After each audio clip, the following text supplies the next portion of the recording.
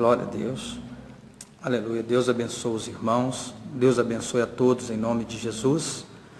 Eu agradeço a Deus pela oportunidade que eu tenho de poder falar da palavra de Deus, de usar o meio de comunicação para falar da verdade, da palavra de Deus. Eu fico feliz de poder saber que eu tenho essa oportunidade. Assim como muitos usam a internet, usam o meio de comunicação para propagar besteira, para propagar coisas ruins, eu quero usar esse meio de comunicação para pregoar a palavra de Deus e falar coisas boas e proveitosas aos seus ouvidos. Que Deus abençoe você nesse dia. Quero compartilhar da palavra de Deus, somente a Escritura, né? É um texto que eu tenho usado exatamente para dizer que eu não tenho nenhum segmento teológico, eu não sigo a nenhum movimento teológico, eu sigo as Escrituras e procuro seguir e obedecer as Escrituras. Sou homem falho como qualquer pessoa e por isso preciso das Escrituras para que ela me ajude a aperfeiçoar. E eu permaneço nas Escrituras porque acredito que esse aperfeiçoamento ele vem de glória em glória, né? Isso começa numa parte da minha vida, no início da minha conversão e vai até o final da minha vida, até a vinda de Cristo, onde nosso corpo será, né, transformado. Então, eu acredito que é de glória em glória. Então, Deus abençoe a todos.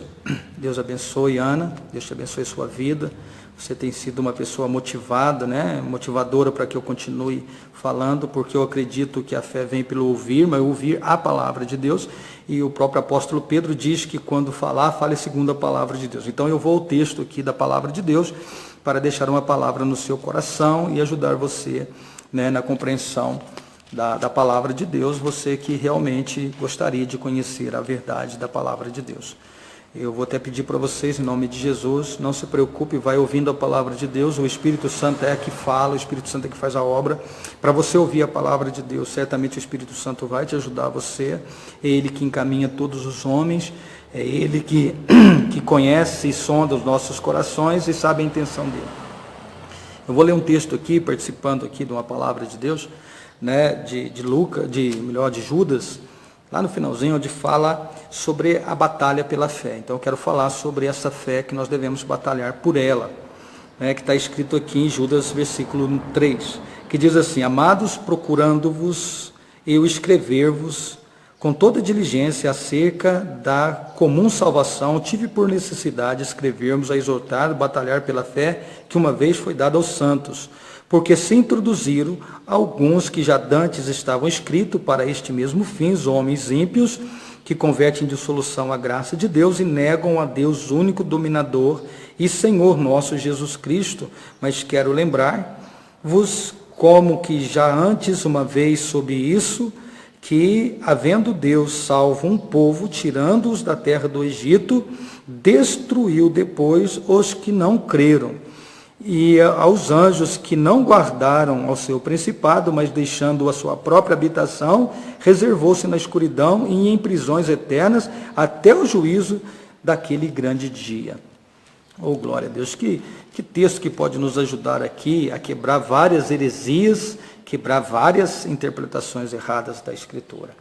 Então, Judas está dizendo aqui que nós devemos batalhar pela fé, pela verdadeira fé, batalhar pela fé que um dia foi dada aos crentes. Essa mensagem ela é muito tremenda. Essa fé ela é uma fé que realmente vem através das Escrituras, conhecer a verdade. Quando você conhece a verdade, isto é fé. Quando você conhece a verdade, e essa verdade transforma, muda a sua vida, transforma a sua vida, muda o seu viver. Faz com que você se desperte para a realidade e faz com que você olhe para a Escritura e veja a grande salvação, a graciosa graça de Deus. Que coisa tremenda! A maravilhosa graça de Deus que Deus dá a todos aqueles que realmente crêem. E eu só vou conhecer isso pelas Escrituras. Eu só posso conhecer esse amor de Deus. Eu só posso conhecer o Salvador. Eu só posso conhecer os benefícios que Deus traz para nós em Cristo Jesus pelas Escrituras. Então o inimigo vai fazer de tudo para te afastar das Escrituras ou te fazer você confundir. É o caso que Judas está comentando aqui. Homens ímpios que torcem a verdade de Deus. Torcer significa, ele está usando uma palavra aqui, bem clássica para para pessoas que talvez entendessem o assunto aqui de dissolução, ou a palavra dissolução, ela é uma palavra que pessoas vai acrescentando coisinha aqui, coisinha ali, sabe, diluindo para até, me perdoa, até que a verdade começa a ser confusa, ou o que é a verdade, porque há tantas coisas, misturou tantas coisas, se mistura tantas coisas, que a verdade parece estranha, a verdade parece que você já não conhece, não sabe mais o que é verdade, você já não sabe quem é que está falando a verdade. Eu até gravei um vídeo sobre isso, né? Você não sabe quem é, se é a Assembleia, se é a Batista, se é a Católica, se é o Espírita, se é o coisa. Cada um puxa para a sua doutrina, cada um puxa para uma coisa. E se nós não libertarmos disso, nós não vamos conseguir compreender. Porque se eu lutar ainda pela minha doutrina, eu deveria no mínimo dizer assim, olha, o que me tirou de onde eu estava? Foi porque eu não concordei com aquilo que estava. Aí você diz assim, mas onde eu estou? Aí você diz mais uma vez, olha, eu não concordo, mas eu vou estar aqui, porque aqui é mais certo. Aí alguém de um outro ministério vai dizer para você, não, aqui é mais certo, aqui é mais certo. Então tudo quanto é religiões, segmento, vai dizer isso para você, que ali é certo, ali é melhor, ali. E outros, quando eles não têm nada a dizer, quando eles não têm nada a afirmar, eles vão dizer, igualzinho os atenienses, né? Tudo é certo. Para dar aquela margem de não estar tentando pecar contra Deus, falando de um ministério, falando de outro, ele vai dizer assim, olha, tudo é certo, onde fala de Deus, todo lugar que fala de Deus é maravilhoso, todo lugar que fala de Deus é bom. Mas o que a Escritura está dizendo aqui? Que fé pela qual nós devemos batalhar? Qual a fé? Eu fiz um vídeo de reflexão ontem, né? Espero os irmãos verem isso, que eu falo exatamente sobre isso. Todos nós cremos, mas o que nos faz nós crer em alguma coisa? O medo faz nós crer em alguma coisa. Né? O homem, o pecado, trouxe dentro do coração do homem o medo da morte. O medo da morte faz com que você sirva ao pecado. Então, qualquer coisa que te traz proteção, segurança, qualquer coisa que te traz autoajuda, sabe, o seu corpo, a sua alma, ela tem essa necessidade de Deus, ela tem essa necessidade, porque é ela que corre o grande risco, é ela que está com um problema sério na sua vida. O corpo, né? O corpo sofre um dano, o corpo sofre mudanças por causa do pecado, assim como mas a nossa alma, ela sofre muito, porque ela é eterna. Ela não vai morrer no sentido físico, ela não vai ser exterminada na sua memória, ela não vai ser exterminada como que a morte é para nós hoje, né? A morte para nós hoje é assim. Eu até disse lá, quando Abel morreu, o primeiro homem a morrer, Abel, morreu, todas as pessoas, por exemplo, que nasceram e que não viram ele, nunca o vão ver aqui no mundo. Só no século vindouro isso pode acontecer. Mas no presente século, ninguém mais o viu. Então isso já trazia um medo. Pensa bem para você ver o que tem no teu coração. Como que você se sente com a morte? Tem pessoas que dizem assim, olha, eu não tenho medo da morte. Aí a pessoa, quando está doente, ela procura o médico. Se alguém falar isso, te cura. Então, na verdade, todos andavam com medo da morte. Então a única coisa que te liberta desse medo, é isso que eu falar, que a gente precisa falar. O que te liberta desse medo? Conhecereis a verdade. A verdade te libertará. A verdade é que te liberta. Então, quando o inimigo, ele sabe que a única coisa que vai te libertar é essa verdade, e aqui a gente já começa a olhar o que Judas está dizendo, há vários homens ímpios que tiram proveito, porque o teu medo é que faz alimentar a esperança dele.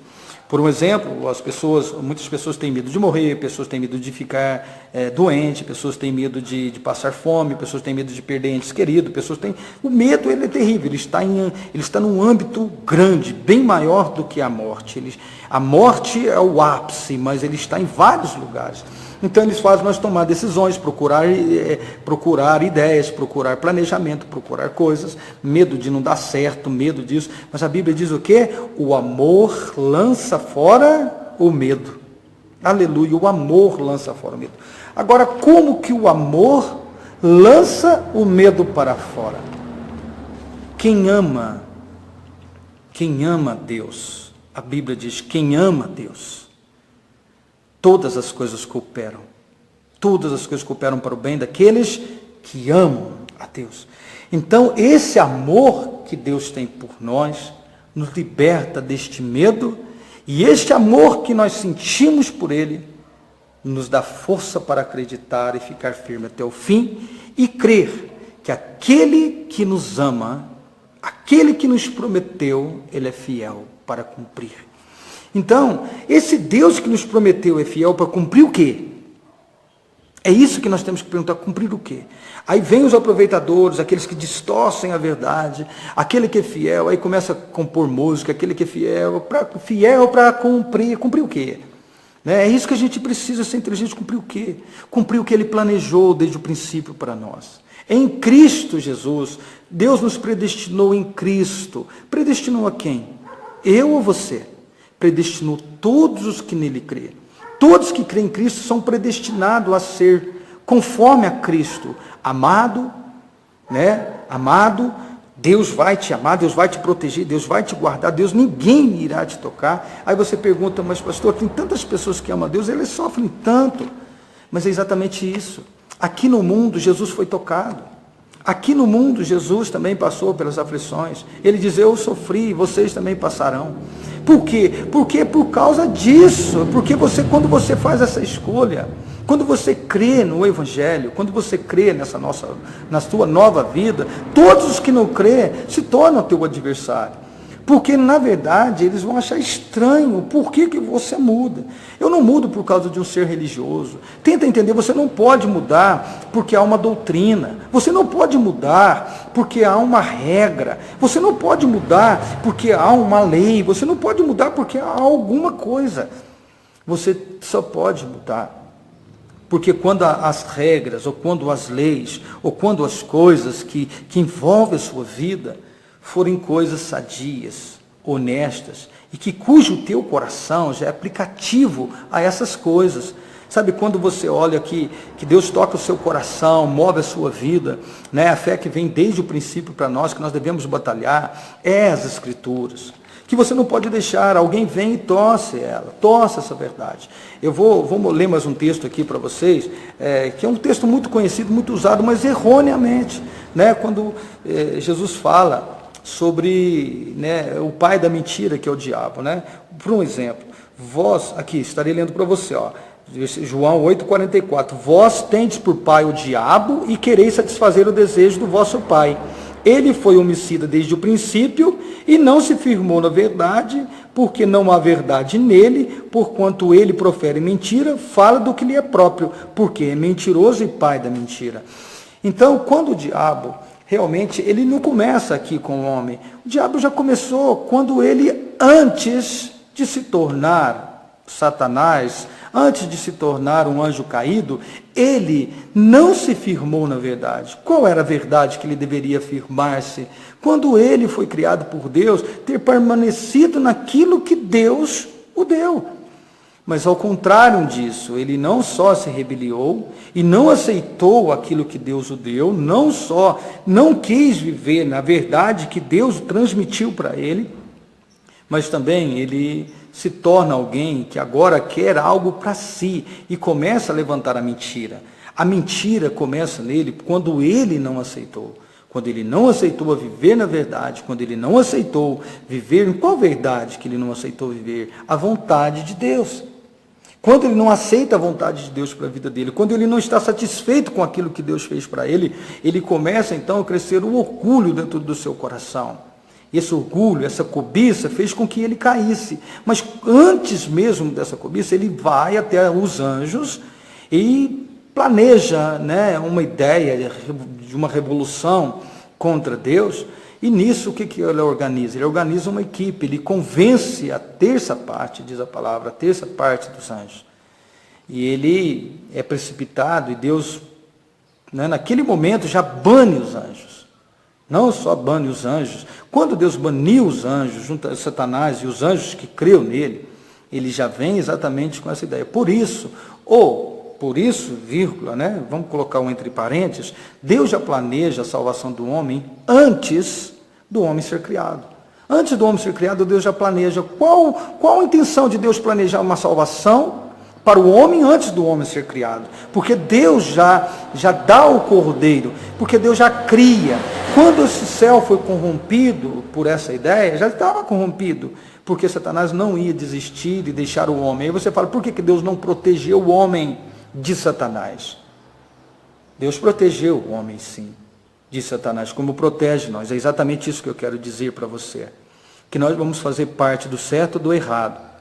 Deus protegeu o homem. Quando Deus disse para o homem, olha, de todas as árvores do jardim comerá livremente, mas da árvore do conhecimento do bem e do mal que está no meio do jardim, dessa não comereis. Quando Deus dá essa ordem para o homem, Deus está protegendo o homem. Deus deu ao homem total confiança, proteção. Deus deu a sua verdade. Deus deu o seu amor para ele, dizendo, não faça. Porque Deus não ia impedir o homem, mas sabia que o homem ia cair. Olha que coisa interessante. Deus não entrou na mente do homem. É isso que eu digo, Deus não vai entrar na tua mente. Deus não vai te predestinar assim para você não pecar. Pelo contrário, Deus permite o homem pecar. Deus permite o homem pecar, não induz o homem a pecar. Deus não o induziu. Então você poderia dizer, mas por que Deus plantou aquela árvore lá, pastor? Por que Deus não deixou só árvore boa? Seria tão bom se tudo, olha, nós viveríamos com Satanás aqui. Mas então por que Deus não destruiu Satanás? É aí que entra. Porque Deus quer que o homem, criou o homem com o mesmo amor que criou o filho. Então vamos ver como filho, qual era o que estava na mente do filho Jesus.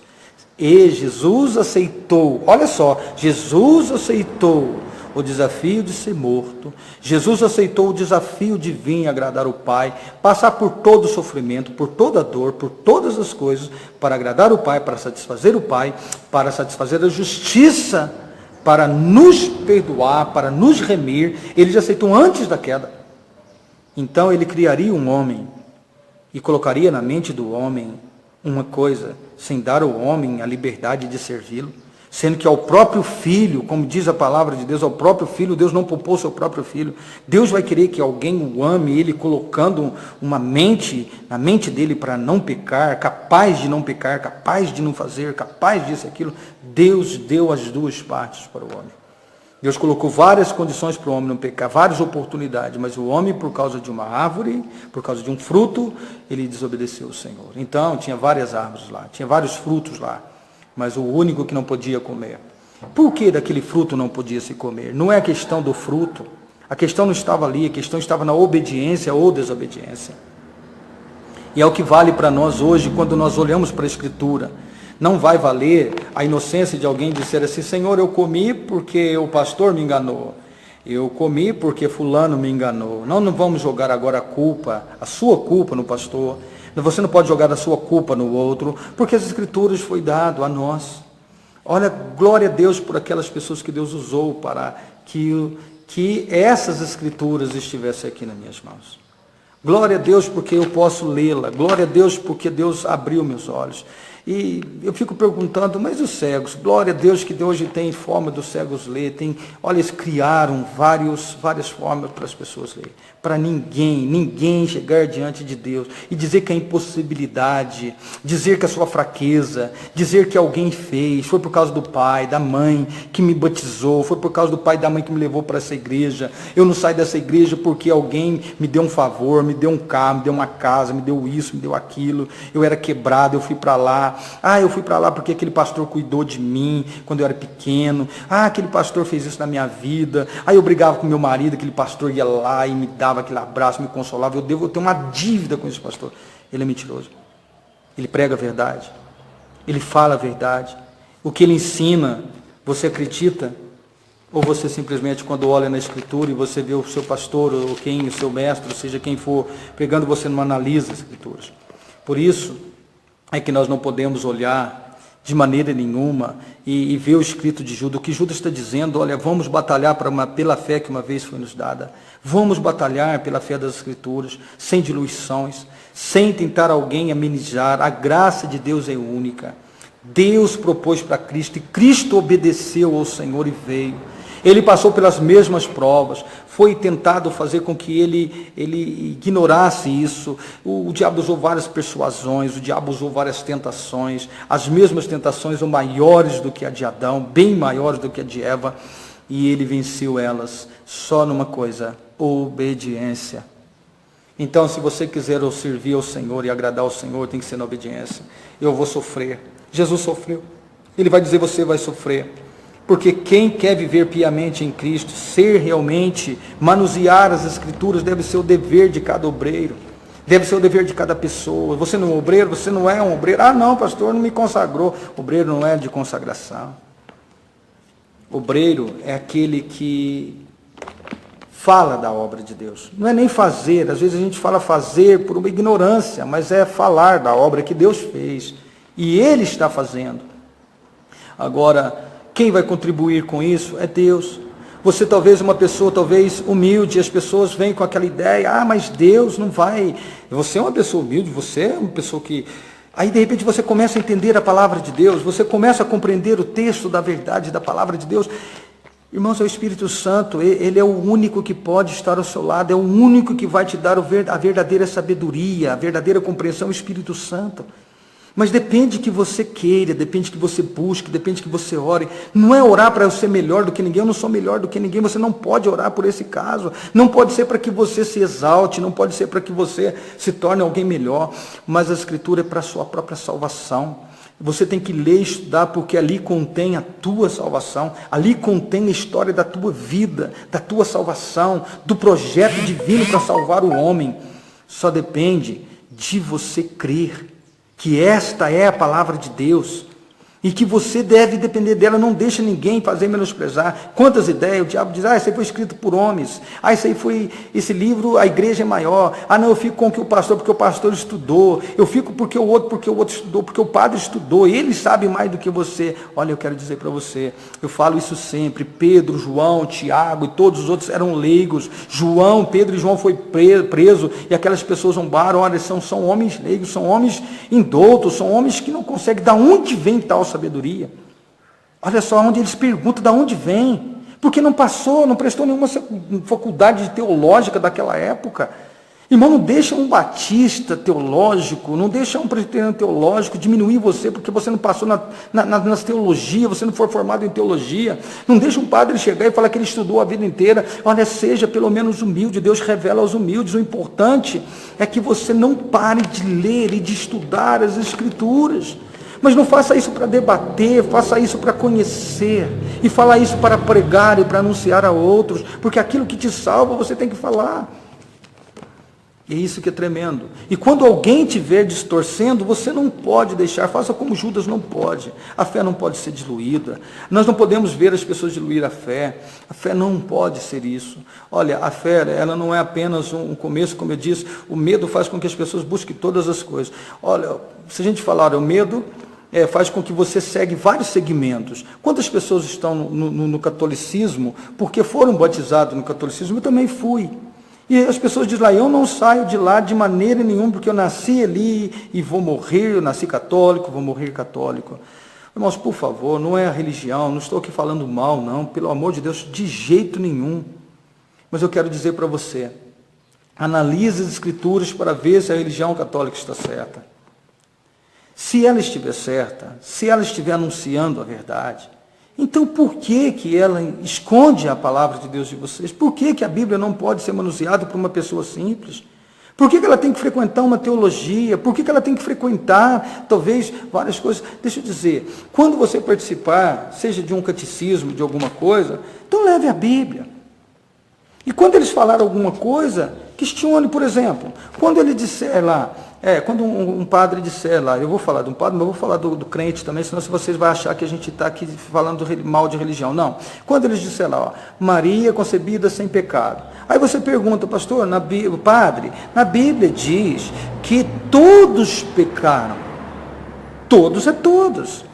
Aí você diz para ele: todos os homens pecaram. Aí ele vai dizer para você: olha, não, mas aqui, a religião nossa aqui, começa assim, o padre fulano já rezava para a Virgem Maria, que nem o fulano rezava para a Virgem Maria, o fulano rezava. Mas, padre, mas por que você não pode parar? Se aqui na Bíblia está dizendo assim, né? Todas as pessoas foram agraciadas por Deus. Maria foi agraciada por Deus. O que diz o texto sobre a questão de Maria? Que o anjo apareceu a Maria, como as Escrituras disse, que o anjo do Senhor, né, veio obedecendo a Escritura.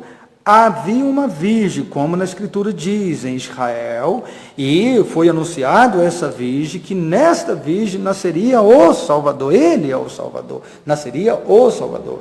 Poderia ser Maria, Teresa, Joaquina e tal, mas Deus escolheu Maria.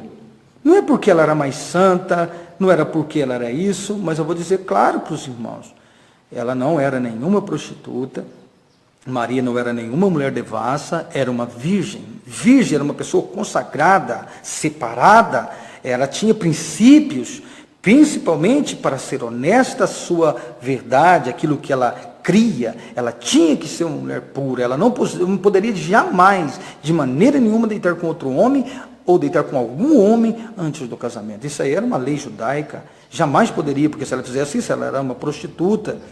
Mas não, ela era uma virgem, ela estava desposada, ou melhor, ela estava esperando para se casar com José, seu marido, que seria o seu marido. E ela não é uma pessoa honesta, mas não quer dizer que ela era uma pessoa que não tinha pecado. Pelo contrário, não é porque ela era uma mulher que obedecia, não era porque ela era uma mulher que servia, que ela não era pecadora. Por quê? Porque todos os homens, Jesus disse, que nascem da carne, é pecador. Não é pecador porque ela não era santa porque ela tinha uma natureza tal. Não. Deus não fez ninguém santo, Deus não separou ninguém. Deus criou todas as pessoas vieram do homem e da mulher, menos Cristo, que nasceu do Espírito Santo. É isso que a gente tem que olhar. Agora, a gente mentir uma coisa para a gente apregoar uma idolatria, a gente mentiu alguma coisa para a gente pregar, é a mesma coisa. Eu vou falar agora daqueles que têm a arca dentro da igreja. Né? A gente vê no templo de Salomão, tudo idolatria. Todas essas coisas. Tem irmãos que põem a arca no altar, e aqui na cidade você pode procurar que tem igreja que põe a arca no altar, como que a arca fosse santa, aquele pedaço de madeira lá. E as pessoas ainda vão lá, usando textos bíblicos para dizer também é idolatria. Também são pastores que querem fazer com que aquelas pessoas achem que aquele lugar é mais santo porque contém alguma coisa santa. Você está entendendo? Eles querem fazer que o seu lugar, aonde que ele está, seja santo.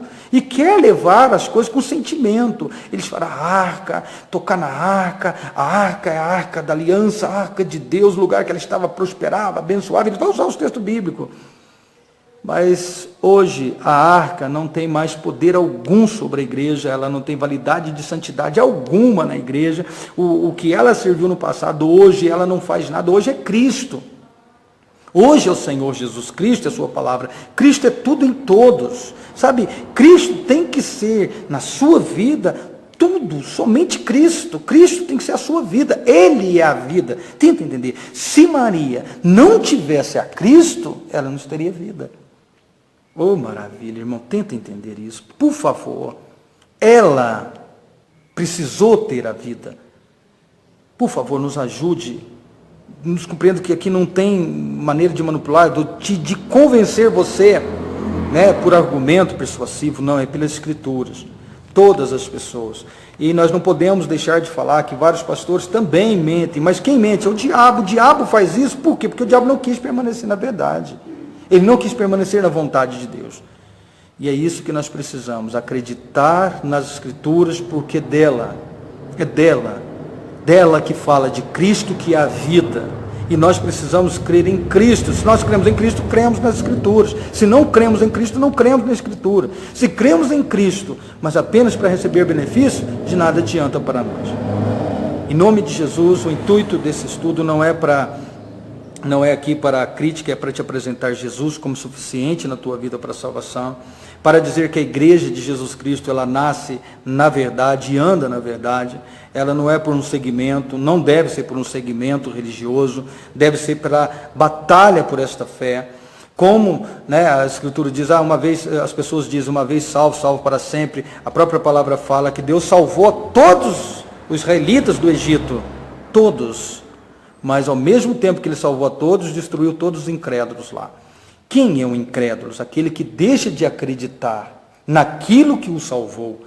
Então, muitas pessoas estão deixando de acreditar na fé salvadora, estão diluindo, estão aumentando, acrescentando, tirando, acrescentando elementos, acrescentando coisas, tudo isso para só acrescentar a sua denominação. Preocupado com a única coisa, encher suas denominações, mas não na Escritura. Ficaria feliz de a gente participar com muitas pessoas mesmo que tivessem, né, as suas Bíblias abertas, não apenas abertas, mas você ser um amante de conhecer as Escrituras, um bereano, como muitas pessoas usam um texto bereanos, porque era um povo que analisava tudo que era falado, como eu peço para você, analisa o que nós estamos falando. Em nome de Jesus, pergunte ao seu pastor por que aquela arca, pergunta para o padre por que Maria Imaculada, pergunta para cada pastor por que isso, por que aquilo. A Escritura não diz. Se ele disser para você que você tem que ouvi-lo e não te der uma resposta bíblica, irmão, eu vou te pedir para você, não é errado nenhum você virar as costas e sair daquele lugar.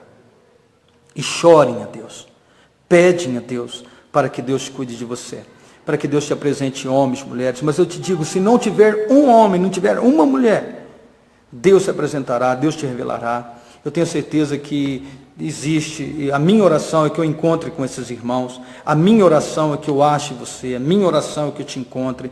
Eu não sou o primeiro e nem serei o último. Eu acredito que há vários irmãos em Cristo. A minha oração é que Deus me apresente esses irmãos. A minha oração, eu sei que eles vão ser falhos, eu sei que eles têm fraquezas, eu sei que eles têm falhas, mas eu sei que eles creem na Escritura como única regra de fé da sua vida. E se essas pessoas amam e querem conhecer, eu quero ser edificado por ela, eu quero aprender com essas pessoas, eu quero compreender a Escritura com esses irmãos, eu quero estar eu almejo mesmo encontrar esses irmãos, estar com eles reunidos. Tem vários irmãos que já tiveram com a gente, não estou falando que tem que estar com a gente, para esses irmãos, eu gostaria, talvez ao contrário, eu gostaria de estar com você, porque eu sei que é muito árduo está tentando fazer isso. Eu sei que é muito difícil, eu sei que é um trabalho difícil, a gente muitas vezes rejeitado, os próprios amigos, como eu já disse, família. O diabo usa várias coisas para tentar fazer você, desmotivar você a perseverar. Mas a minha fé é que eu creio que existe, meus irmãos. Dentro dessas denominações estão meus irmãos. A minha tristeza é quando eu vejo as pessoas não importar em conhecer. Então vai clicando, vai apoiando qualquer coisa, sem sequer analisar nas Escrituras, sem sequer ver se é verdade. Deus abençoe vocês. Lutem e batalhem pela fé. Não deixe de batalhar pelas Escrituras. Se alguém te afastar das Escrituras, se alguém tudo é Satanás, irmão. Todo projeto é Satanás. Tudo que tenta te afastar das Escrituras, de tentar desmotivar você de ler as Escrituras, de buscar as Escrituras, é Satanás. Independente de quem que ele estiver usando, é Satanás. Se alguém quiser que você ouça ele, porque ele é mais inteligente, e ele vai falar para você, eu quero dizer isso. Isso já aconteceu no passado. Essas pessoas já deixaram escrita, glória a Deus, para quê? Para que eu não preciso mais desses homens, eu preciso da Escritura. Eu quero estar junto com esses homens, se esses homens estão junto com a Escritura.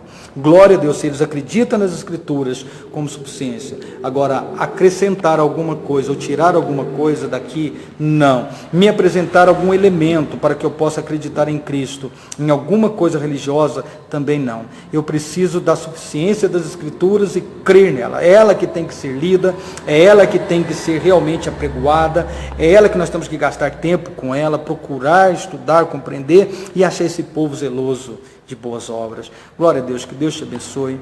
Deus te abençoe, Aninha, em nome de Jesus, pela tua motivação. Cirlei, Tatas, Deus te abençoe vocês. E eu sei que tem muitas pessoas aí que nem são católicos, me desculpa, eu não estou falando mal do catolicismo. Eu estou aqui porque eu também fui católico. Eu quero poder muito conversar com você, se você quiser alguma dúvida, tirar alguma dúvida, eu estarei sempre pronto a esclarecer para vocês. Não vou condenar ninguém por estar aqui, né, por ver alguém que ainda não conhece a verdade, talvez viver uma vida diferente. Olha, eu não vou condenar ninguém por isso, porque a verdade que liberta não é eu tentar tirar isso da tua vida, não é eu ignorar você pelo que você é. Pelo contrário, né, várias prostitutas foram a Cristo e receberam a salvação, várias pessoas chegaram a Cristo, mas eu digo, quando nós nos achegarmos é a Cristo. Quando isso acontecer, glória a Deus, será a minha maior alegria poder apresentar Cristo através das Escrituras para você. Eu não tenho que apresentar Cristo pelo meu testemunho, não é pelo que Ele fez na minha vida, faz na minha vida, porque eu gostaria muito que aquele mesmo que fez na minha vida, fizer na sua vida. O meu testemunho é ver Deus fazer na sua vida também o que na minha fez. Que Deus te abençoe. Mas o que Deus fez na minha vida foi porque eu creio que a Escritura é a minha regra de fé. E a única coisa que eu sei é que muitos só ignoram isso, porque eles não querem padecer ou sofrer pela causa do Evangelho. Mas eu trago uma boa nova, uma boa notícia para você. Todos os que sofrerem com Cristo, com Ele também reinará. Glória a Deus, Deus te abençoe você. Firme-se nisso. Firme-se o seu coração. Talvez você está quase cedendo porque você está sofrendo. Não cede não.